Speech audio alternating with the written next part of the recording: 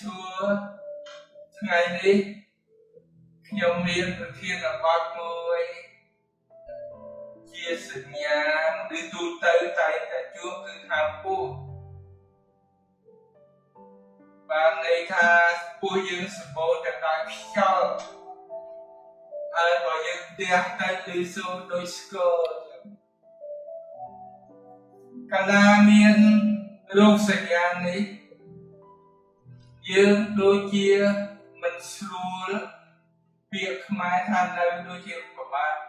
មិនសុខមិនសាន្តបើកុមារតូចទីរូបវាតែងតែយំចឹងជាសញ្ញាមួយដែលសម្បូរ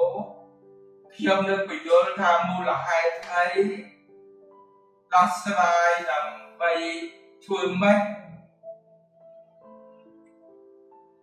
នៅកុមារទីរូបតូចយំម្ដាយខ្ញុំចាំកូនច្រើនគាត់ដឹងកាលជំនាន់នោះមានប្រេងរបៀបប្រេងកាឡាស្ដើងគេហៅវិចគាត់យកមករិតទៅអូនខ្ញុំតូចនៅវាផោមទៅវាគេចំពោះមនុស្សធំខ្យល់នៅមកពីណាបានទៅដល់ក្នុងច្រើនខ្យល់នឹងវាមានពីកន្លះលីត្រ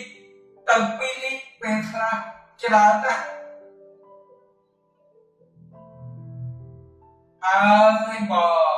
ធាក់មកលើយើងហៅភើបើវាទៅក្រោមយើងហៅផោមចឹងដើម្បីថាខ្យល់នឹងមកពីណាគឺគ្រូពេទ្យដឹងថាទី1យើងញ៉ាំលហាពេកវាចូលខ្យល់ទៅតាមអាហារទី1ទី2បាក់តេរីដែលនៅក្នុងពោះវៀនធំវាប៉ះពាល់នឹងអាហារខ្លះដែលឲ្យទៅជាខ្យល់ហើយវាជាខ្យល់គេហៅមេតានស្អុយហើយឆេះតែងតែឃើញរូបភាពខ្លះគេបង្ហោះនៅក្នុង YouTube គឺថាឲ្យមនុស្សផោមទៅដាក់ឲ្យគេទៅឆេះផោមមកឆេះគឺមេតាមួយទៀតមានជាតិស៊ុបផោមមកស្អុយដូចយើងប្រមាន់ស្អុយចឹងខ្យល់ដែលនៅក្នុងពោះមាននៅក្នុងកាពះខ្លះដែលយើងថតទៅឬអេកូទៅឃើញមកកណ្ដាលខាងឆ្វេងនោះមានខ្យល់ខាងគ្រូពេទ្យថតគេឃើញគ្រូពេទ្យឆ្លោះអេកូក៏គេឃើញខ្យល់ច្រើនចឹងអាហារខ្លះក៏ឲ្យខ្យល់ដែរដោយសារយើងមិនបានកាន់វាល្អដូចជាអាហារពួកម្សៅពួកទឹកដោះគោឆៅខ្លះយើងអត់មានជាតិកាន់គេហៅឡាក់តូសក៏ឲ្យយើងខ្យល់ក្នុងពោះអាហារម្សៅខ្លះយើងអត់ជាតិកាន់អ្នកនៅពីតូចខ្ញុំនៅពីតូចឃ្លានញ៉ាំគ្រាប់ខ្នោញ៉ាំអស់4 10គ្រាប់ទៅដឹងថាខ្យល់នៅពោះហើយនៅផោមស្អុយចឹងដូចជាដំឡូងជ្វាយើងញ៉ាំច្រើនអត់ញ៉ាំបាយក៏ផោមច្រើនចឹងអាហារខ្លះឲ្យខ្យល់ច្រើននៅក្នុងពោះយើងចឹងវិធីដោះស្រាយគឺទី1ការអេយ៉ាប អ្នកអង្គុយលក់ដូរច្រើនញ៉ាំអាហារមិនល្អគឺទល់ខ្យល់ហើយយើងហៅតឹងពោះហើយព្រោះអ្នកអង្គុយលក់ដូរអង្គុយហើយញ៉ាំអាហារច្រើនតែក្រៀមក្រោះជួនកាលនៅសារហើយប៉ះអាហារខ្លះឈឺពោះទី1ទៀតខ្ញុំបានឡាយហើយអ្នកឈឺពោះវៀនធំរ៉ាំរ៉ៃគេហៅ IBS Shopping Irritable Bowel Syndrome អ្នកអស់នេះយូរគេត្រូវឆ្លងមើលពោះវៀនធំខ្លះមានបញ្ហាកង់សៀឬប៉ូលីបយ៉ាងអេយ៉ាបតនិងអាហារយើងកែខ្លួនហើយ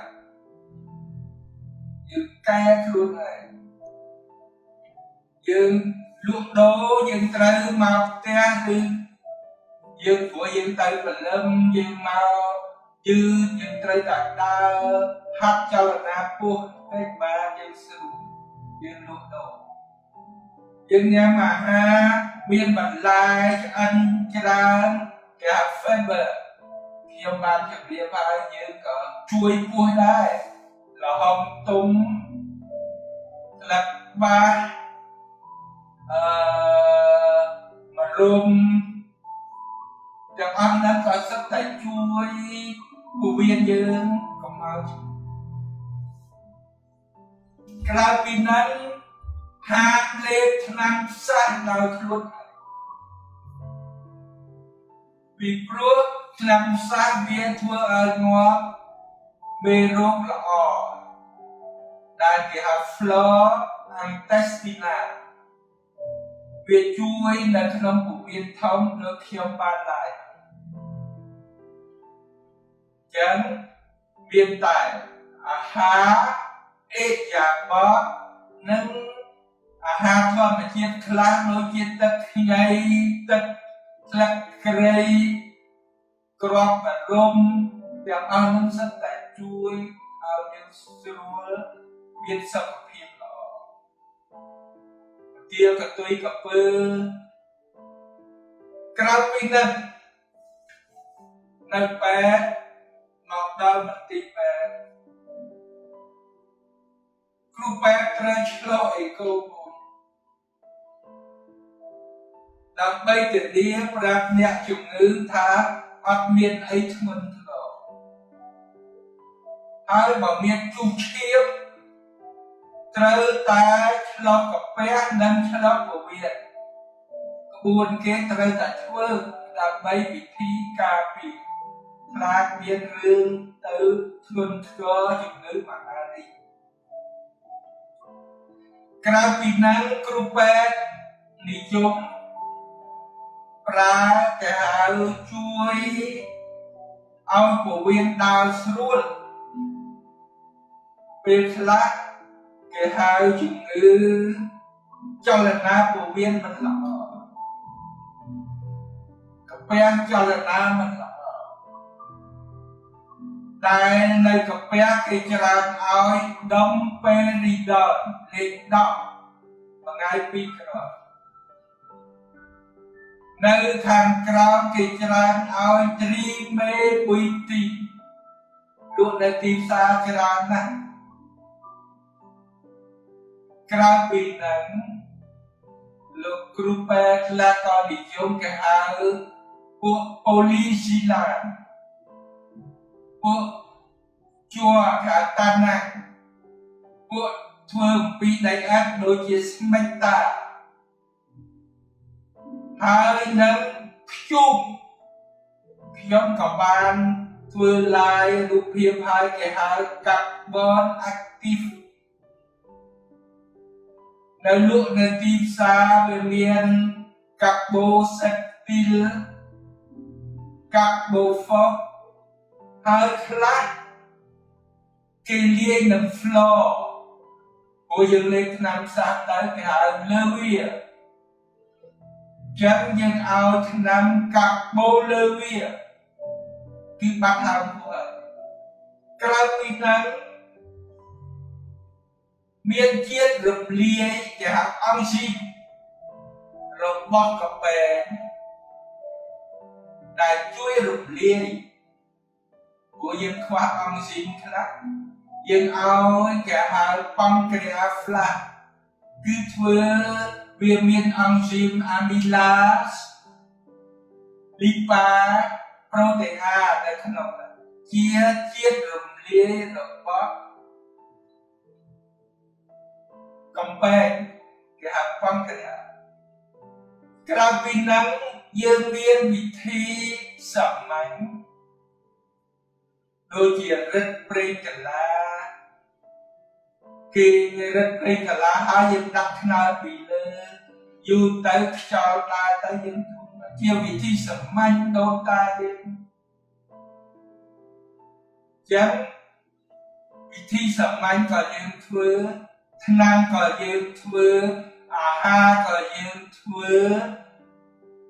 អេរយាបថក៏យើងធ្វើយើងនឹងបានជោគជ័យនៃការព្យាបាលរោគសញ្ញាហៅពោះហើយកាលណាបានពោះយើងស្រួលយើងមានកម្លាំងយើងសប្បាយចិត្តយើងញ៉ាំអាហារបានល្អបានឆ្ងាញ់លិមួកយើងមកស្រួលហើយយើងសង្កេតថាបើយើងមានលិមួកមកតែមួយថ្ងៃម្ដងពេលព្រឹកព្រលឹម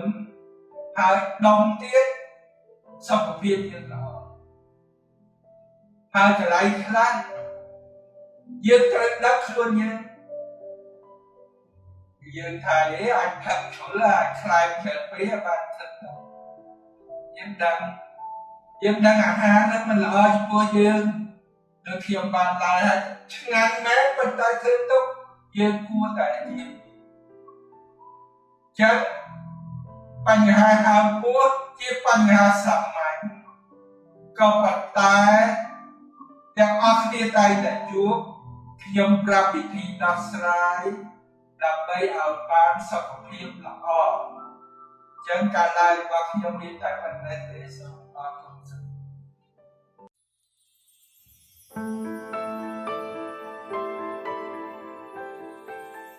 រៀបសួរថ្ងៃនេះខ្ញុំនឹងធ្វើបទបង្ហាញមួយ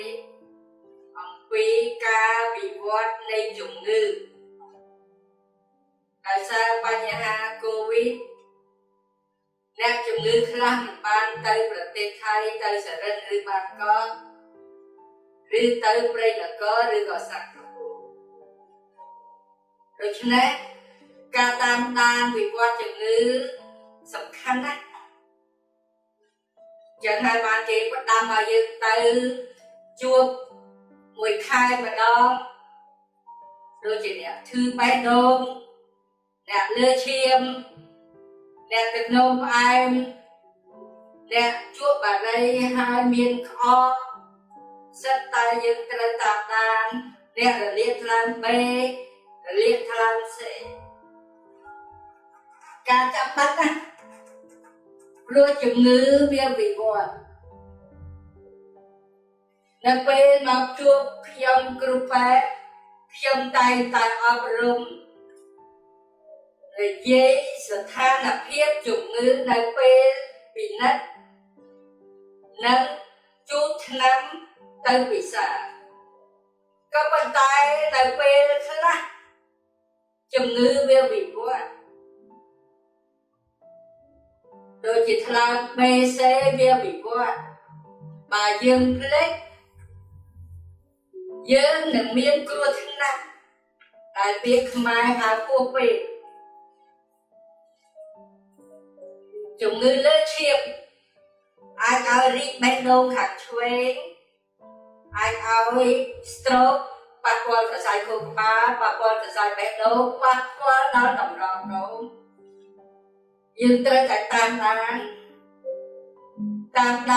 ការវិវត្តនៃជំងឺនិងតាមដានថ្នាំដែលយើងប្រើ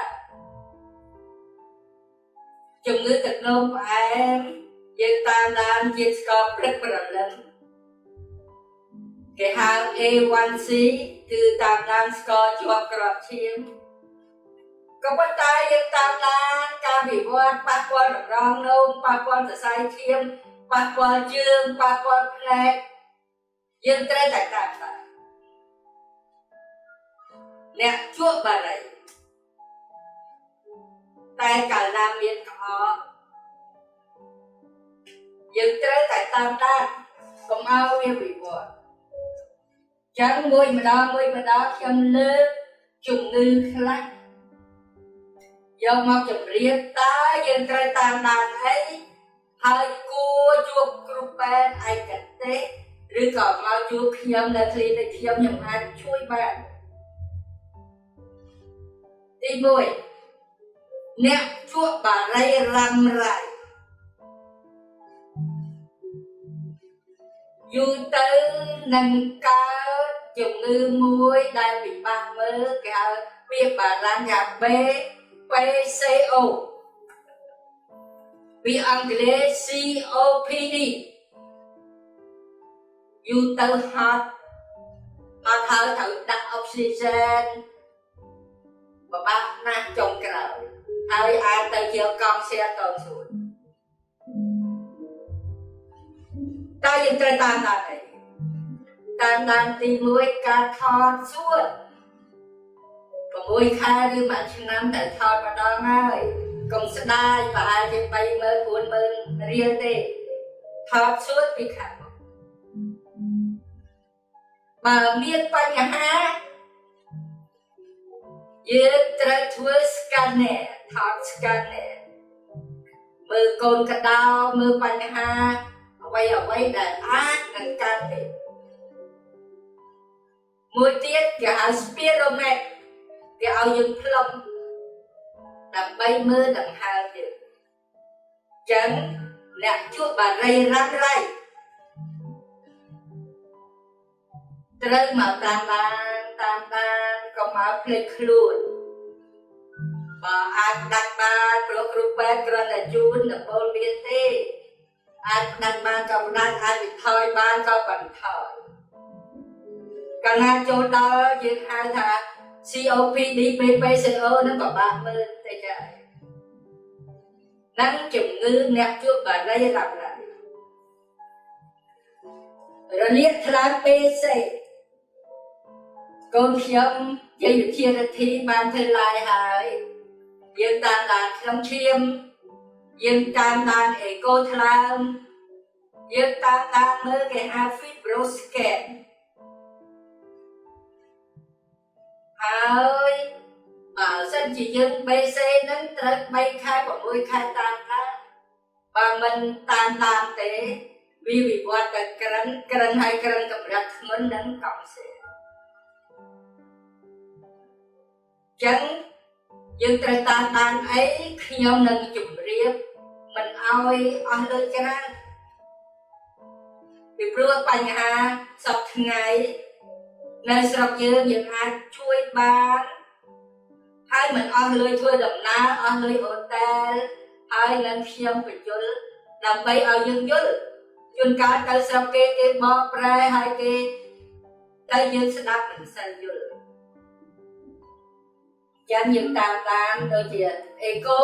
សំខាន់មើលឈាមគេតាមមើលត្រង់យ៉ាមីណាគេតាមមើលមុខងារថ្លើមហើយបើសង្ស័យថ្នាំឥឡូវ B ក៏មាន C ក៏មានជាថ្នាំក្រោយ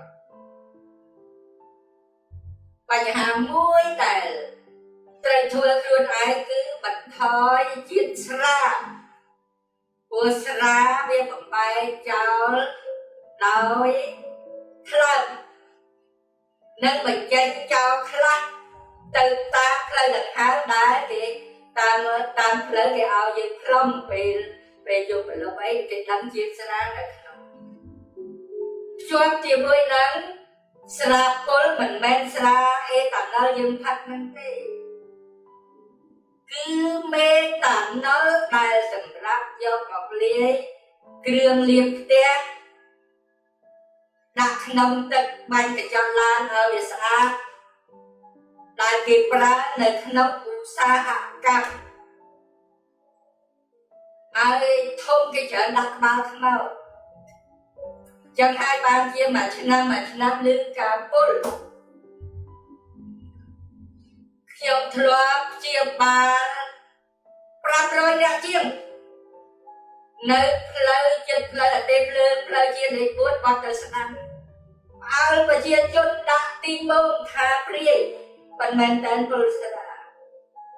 គេហៅមេត្តាណុលសូមបងប្អូនចាំឲ្យច្បាស់ជាថ្នាក់ជាស្រាទឹកពណ៌សដូចគ្នាខ្មែរយើងច្រើនតែយកតែលាយឆ្នាំខ្មែរថាឲ្យបើជួនកាលពេលបន់ទៀនឬក៏ពេលចុះទៅស្រែអាចគុលស្លាប់ដោយគេហៅការបំបែកវាទី3នោះគេហៅអាស៊ីតហ្វូមិកឲ្យងងឹតភ្នែកឲ្យឈឺក្បាលឲ្យសន្លប់ដោយសារអាជាតិអាស៊ីតនៅក្នុងខ្លួនយើងច្រើនស្រាមួយទៀតគេហៅ ethylene glycol ក៏ឲ្យពុលសម្រាប់តែឧស្សាហកម្មចឹងហើយបានជាខ្ញុំឆ្លៀតបញ្យល់ខ្លះកុំឲ្យបងប្អូនយើងយល់ច្រឡំស្រាយើងគេហៅ ethanol ហើយការស្រវឹងនិងការពុលខុសគ្នាយើងញ៉ាំស្រាទៅស្រវឹងស្រា ethanol ដូចជាតប៉ែដូចជាវិជាដូចជាស្រាសដូចជាស្រាក្រហមស្រាជប៉ុនស្រាខ្លាំង40អង្សាចឹងអ្នកឈឺថ្លើមហាមស្រាអ្នកទឹកនោមផ្អែមចាំបាត់ណាស់ដូចខ្ញុំបានជម្រាបការសម្លាប់យើងដោយស្ងៀមស្ងាត់ដោយងងឹតភ្នែកដោយកាត់ជើងដោយស្ទះសរសៃបេះដូងដោយសារសរសៃខួរក្បាលឲ្យជីរទេសដូច្នេះខូចកម្លាំងលោមលៀងឈាមដូច្នេះយើងត្រូវតែតាមមកខ្ញុំតាមដានការវិវត្តព្រោះអ្វីក៏វិវត្តដែរបងប្អូនខ្លះស្មានតែយើងលេងឆ្នាំនឹងត្រូវរហូតមិនទេឆ្នាំគ្រាប់វាគេផ្គុំមាន6មុខបើជួនកាលគេផ្គុំជាមួយឆ្នាំចាស់ទៀតគេហៅអានស៊ូលីនកាលណាបងប្អូនមកជួបខ្ញុំនឹងបញ្យល់របៀបប្រើរបៀបគ្រោះថ្នាក់នៃឆ្នាំចឹងការតាមដាននេះជាការសំខាន់ការវិវត្តរបស់ជំងឺជាការសំខាន់ដូចជាលើឈាមមានថ្នាំនេះច្រើនក្រុមនៅលើទីផ្សារមានថ្នាំរាប់រយមុខអំឡូឌីពីនអំឡូស្តំឡូវ៉ាល់សាក់តង់អាប្រូវែលខ្ញុំរាប់នៅក្នុងខួរក្បាលខ្ញុំឃើញច្រើនអាតេដូឡលអំឡូកាល់ផ្លាសណាច្រើនណាស់ពេលនេះដូព្រីលកូវាក់ស៊ីនច្រើនណាស់ក៏ប៉ុន្តែថ្ងៃមួយមានលក្ខណៈពិសេសនៅពេលគ្រូពេទ្យឲ្យគេត្រូវតាមដែរយើងឃើញហើយយើងទៅសរិនយើងទៅបានកយើងទៅព្រៃនគរគេខ្ចប់ឲ្យមកច្រើនណាស់មួយខែហើយគេផ្ដាំយើងឲ្យទៅជួបអញ្ចឹងការតាមដាននេះសំខាន់ណាស់ថ្ងៃនេះខ្ញុំរំលឹកទៅដល់គ្រូពេទ្យយើងដែលនៅតាមខេត្តនៅតាមស្រុកឬគ្រូពេទ្យយើងក៏ត្រូវគ្រូពេទ្យរំលឹកអ្នកជំងឺហើយអ្នកជំងឺជាអ្នកធ្វើប្រើពាក្យសំរុំខ្ញុំមិនដែលសម្លឹកអ្នកជំងឺទេខ្ញុំរំលឹកអ្នកឯងចង់ជាធ្វើខ្លួនឯងកូនមកឲ្យខ្ញុំទៅជួយនិយាយម៉ែជួយនិយាយឪខ្ញុំក៏រំលឹកព្រោះគាត់ជួបបរិយច្រើនពេកគាត់ញ៉ាំស្រាច្រើនពេកដល់ឥឡូវគាត់ឈឺចឹងតួនាទីរបស់មិនបែបគឺគ្រាន់តែរំលឹកក៏ប៉ុន្តែអ្នកជំងឺត្រូវធ្វើខ្លួនឯង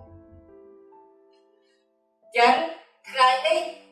ដោយសារយើងទៅប្រទេសគេអត់បានយើងត្រូវរកមន្ទីរពេទ្យណាធំដែលអាចជួយយោបល់យើងចឹងគ្រូពេទ្យក៏ត្រូវតែរំលឹកអ្នកជំងឺត្រូវតែយល់ដើម្បីបានសុខភាពយូរ aoគ្រោះថ្នាក់ទាន់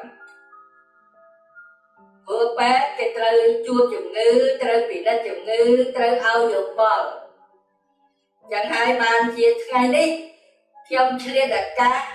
ដោយសារបញ្ហាកូវីដយើងទៅណាអត់បានហើយការព្យាបាលខុសពីពាណិជ្ជកម្មចំណីអាហារតាមអនឡាញ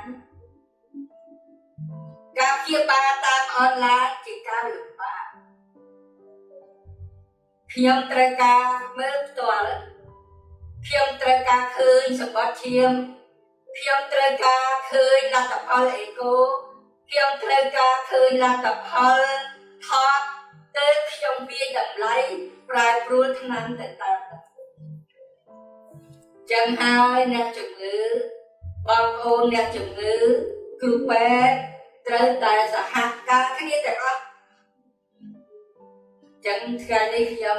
មានយោបល់តែប៉ុណ្ណេះទេខ្ញុំសូមអរគុណសូមជម្រាបលា